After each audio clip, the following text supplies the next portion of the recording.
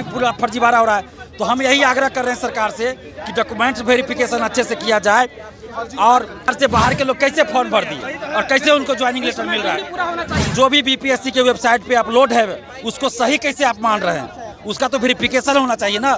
लेकिन बीपीएससी ने बगैर वेरिफिकेशन कीजिए और कोई भी फर्जीवाड़ा नहीं हो चाहिए। अगर एक भी अभ्यर्थी फर्जी बहाल हो रहा है। नमस्कार, मैं मनीष और आप देख रहे हैं मीडिया दर्शन। बीपीएससी टीआरई के अभ्यर्थियों के लिए छात्र नेता दिलीप कुमार ने बीपीएससी कार्यालय का घेराव किया और उन्होंने मांग किया है कि 2019 में जब अभ्यर्थी स्टेट का एग्जाम दिए थे उस दौरान ये कहा गया था कि स्टेट का एग्जाम वही अभ्यर्थी दे सकते हैं जो बिहार से ताल्लुक रखते हैं।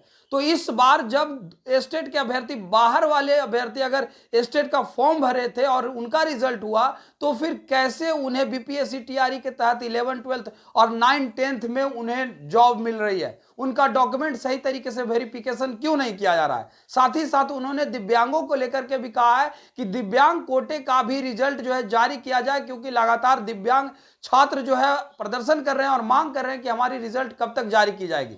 आइए सुनते हैं दिलीप कुमार ने क्या कुछ कहा है। कि जो डॉक्यूमेंट्स वेरिफिकेशन होना चाहिए था, जो एसटीईटी पास है कि नहीं है, एसटीईटी की जगह एमसीए या बीएड का सर्टिफिकेट लगा दिया है क्या, उसकी जांच होनी चाहिए। उसकी जांच नहीं हुई, हाई कोर्ट का डॉक्यूमेंट लगा है उसको सुनने उसकी जांच होनी चाहिए। और दिव्यांग फ्रीडम फाइटर का जो रिजल्ट नहीं कैटेगरी में वो देखा जाना चाहिए। इन सभी मुद्दों को देखा, जो भी सीट खाली रहता है। सर स्टेट में 4 तरह का फर्जी अभ्यर्थी है सर। हम कंप्यूटर साइंस के अभ्यर्थी हैं। एक जो स्टेट में एलिजिबल नहीं थे वो उनका भी रिजल्ट दिया गया है ना। जो एसटीईटी 2019 में हुआ उसमें ये स्पष्ट था कि बिहार के वासी ही फॉर्म भर सकते हैं या उससे पहले डोमिसाइल लागू था।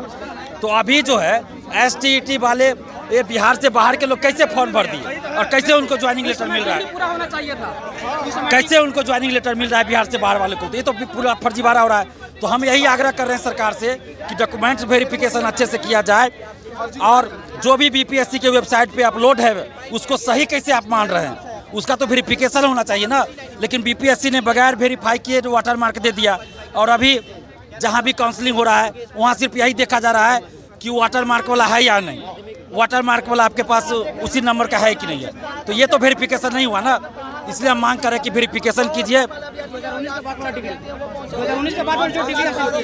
वेरिफिकेशन कीजिए और कोई भी फर्जीवाड़ा नहीं हो चाहिए। अगर एक भी अभ्यर्थी फर्जी बहाल हो रहा है उसको बाहर कीजिए और जितना सीट खाली रहता है एक और लिस्ट जारी कीजिए ताकि सीटें खाली न रहे। यही हमारी मांग है। सर 2019 के बाद जो डिग्री हासिल किया है वो भी तो फर्जी है सर। एक मिनट सर, ए स्टेट 19 के एग्जाम में ये डिमांड, ये शर्त था कि उस समय डिग्री पूरा होना चाहिए था, लेकिन उसके बाद भी बिना डिग्री के लोग फॉर्म भरे और 2019 के बाद में इन 4 सालों में उनका डिग्री पूरा हो गया है। तो 2019 के बाद में जिन लोगों का डिग्री पूरा हो गया है।